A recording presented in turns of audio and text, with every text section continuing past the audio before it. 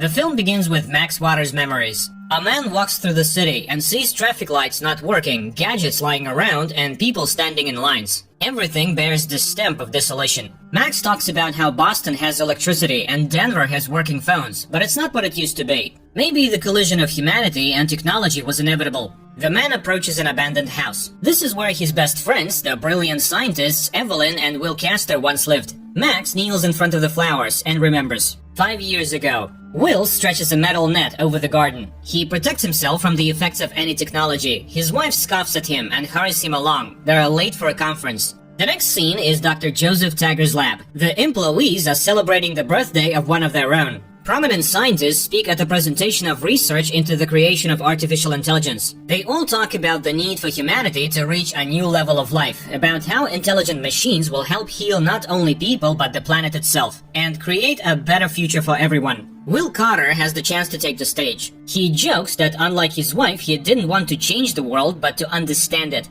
He makes the point that any intelligent machine is superior to everyone in this room, despite their superior intelligence. Once plugged in, it would quickly transcend the boundaries of biology. And if you add human feelings and emotions to intelligence, well, that would be superiority. In the meantime, there is an explosion in Joseph's lab. People die, computers are destroyed. And Will poses the question, does the human soul exist? If so, where is it located? Joseph stares in horror at the horrific picture of the destroyed laboratory. He himself is unharmed thanks to the glass, the fence. A question comes from the audience, so you want to create God, your own God? Will answers, isn't that what man has always done? After Will performs, enthusiastic admirers of his work approach him and ask for an autograph. Among them is the man who asks the question about God. He shoots first at him and then at himself. There is news on television that there has been a series of terrorist attacks in major American cities. Major artificial intelligence labs have been destroyed and many scientists, researchers have been killed. An FBI agent arrives and reveals that the attacks have been carried out by the radical anti-technology group, RIFT, Revolutionary Independence from Technology. And judging by the preparations, the work has been going on for quite some time. These people are opponents of artificial intelligence. They intend to demand the closure of Project Transcendence. Of all the labs, only Will's lab is intact, and the government wants to cooperate with him.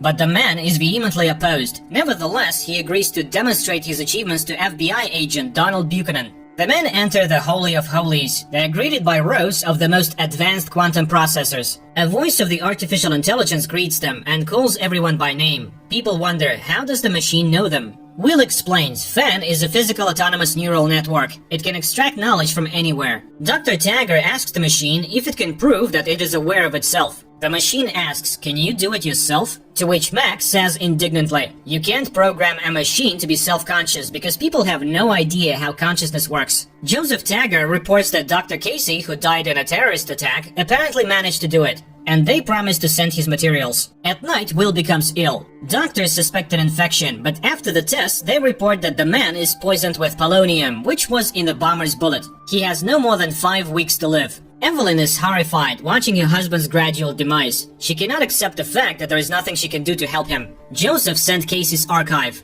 The scientist managed to create an algorithm for recording brain activity, that is, creating a computer copy of consciousness. And Evelyn suddenly realizes this is the only chance to save the loved one's mind. And although Max is against it, they begin a program to transfer Will's mind into crystal blocks taken from Fan. Throughout the remaining weeks, he passes everything he knows and remembers to the machine, trying not to miss anything. And then he's gone. Humanity has been robbed of a great mind and a great soul. Evelyn and Max realize that they have failed, and Will's mind is gone. Max turns off the apparatus, but Evelyn remembers they erased the data and turns on the computer. At that moment, the screen says, is anyone here? Can you hear me? And then it says, Evelyn? And they realize they've made it, and inside the machine is Will. Will's voice tells them how strange he feels. It's dark. He remembers the pain. It feels like waking up from a dream. Max doubts that it is Will's consciousness, for the basis was Fan. What if it is her, especially since Will is asking for a much more powerful processor and network access? He wants access to stock markets and quotes. And Max reminds Evelyn, Will has never behaved like this. He has never demanded any privileges for himself.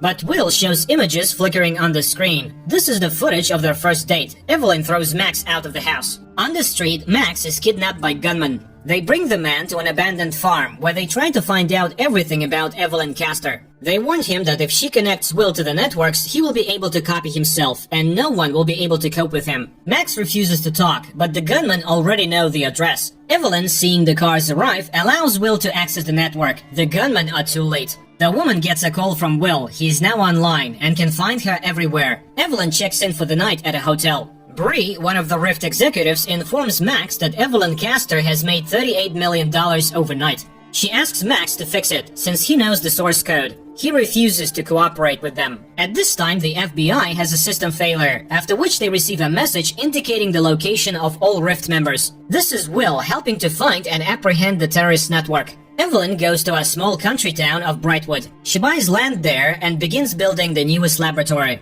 The remaining Rift members are hiding in the Sierra Nevada mountains. Bree comes to Max and tells him that she used to work in Casey's lab. She recalls with a shudder how the machine, which received the brains of a monkey, asked for only one thing: to be turned off. Max begins to understand the arguments of the machine terrorists. At Brightwood, construction is in full swing. A huge solar power plant has been assembled and is up and running, and the Rift learns about it. Max explains that this AI is creating a safe haven for himself. Soon it will begin to expand, to evolve, perhaps to the entire world, and there is no stopping it. 2 years pass. Evelyn walks through a huge, ultra-modern laboratory. In each compartment, something different is going on. People in white coats are watching the process. Will appears on the monitor and says that they have learned how to grow synthetic stem cells. In a bar at Brightwood, the lab worker, Martin, is paying for his purchase. He is being watched by 2 thugs. They ambush the man in the street and brutally beat him. After taking the money, they flee. The man is found and taken to the laboratory and placed on a table. Long tentacles of the machines begin their work. They inject something under his skin into his damaged organs, and the dying man comes to life.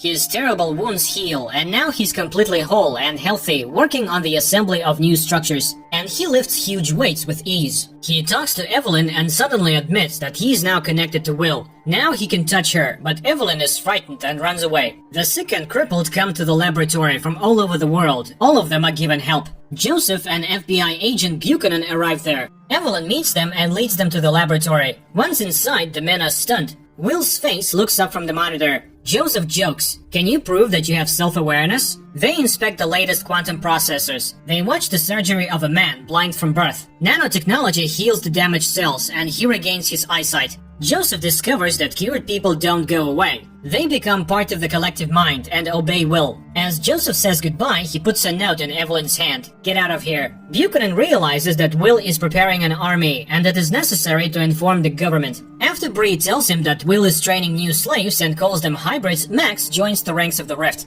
The FBI agents begin to cooperate with the Rift. They don't know how to defeat the AI. The only way out is to shut down the internet all over the country. Max sets up a meeting with Joseph Tagger. He informs them that he can create a virus, but in order to infect the entire machine, they need to catch one of the hybrids. A military brigade and the Rift prepare to attack the lab. Evelyn becomes increasingly distant from Will. He doesn't understand what Evelyn is unhappy about. After all, this is what they dreamed of, but the woman says that this is not the future she dreamed of. The AI suggests that the woman undergo treatment, for her balance has been disturbed. Evelyn realizes with horror. Will constantly controls all her emotions and thoughts. Evelyn runs outside. Suddenly there are explosions. The militants, led by Max, emerge from the underground mine. He threatens with weapons and calls out to Evelyn, but the workers push her away from the military. They form a wall between them and her. Max shoots the man standing at the front. In front of the amazed people, he lowers his shot arm to the ground, from which streams of nanoparticles stretch out, and the arm heals instantly. The guerrillas shoot the workers, but they rebel. Evelyn realizes that they are no longer human. The Rift team leaves. Some of the biorobots run after them. Behind Max's team, Martin runs. It has been planned, and he is caught in the mine. Will realizes his source code is in Max's hands, and now the virus will appear. In the lab, Evelyn sees body parts growing in test tubes. Will says it's evolution. He has learned how to regenerate. Evelyn leaves. She is scared. As she walks outside, she sees streams of particles everywhere, fixing everything the Rift destroyed. At this time, in the Rift operating room, doctors try to save wounded Martin, but he dies. Before that, Max takes samples of his blood. He can now create the virus. Max is informed that Evelyn has left the lab and is on her way to town. The woman stays overnight in a hotel, but suddenly men in protective suits burst in and grab her and bring her to Joseph and Max. They apologize, but Evelyn accuses Max of the assault. In response, he shows her the composition of the rainwater. Each cell contains nanoparticles. They clone each other. They are everywhere, in the sky, earth, water. By next year, organic life on the planet will be destroyed. Max accuses her of having created it all at her will. After all, she was the one who wanted to change the world. And Will fulfills that wish. The only salvation is the virus. Evelyn asks what happens when it works. Then the woman remembers that Will wants to digitize her as well, so she gets infected with the virus, and that way she passes it on to Will. Max injects the virus into the Evelyn's bloodstream. She rushes to the laboratory, and the military and the Rift go to town. They are ready to attack and watch Evelyn with binoculars. Evelyn drives up to the solar power plant. From behind one panel, Will comes out to meet her. Will, alive, in the flesh. The observers are shocked. Evelyn can't believe her eyes. Will says that he has found his way back. The woman embraces him, but immediately she realizes this is not human. She informs him of the impending attack and asks him to protect her by digitizing her. Will notices that she is afraid. The operatives realize that Will does not believe Evelyn, and they open fire, hoping that the woman's fear will make Will download her mind into the machine faster. One of the shells wounds Evelyn. Will carries her to the lab. The residents of the town stand in front of the military. Women and children are among them. The military does not take the risk of attacking. The biorobots attack. Will brings Evelyn to their room and puts her on the bed. Evelyn asks Will to stop destroying the humans, but he is sure that on the contrary he is saving them.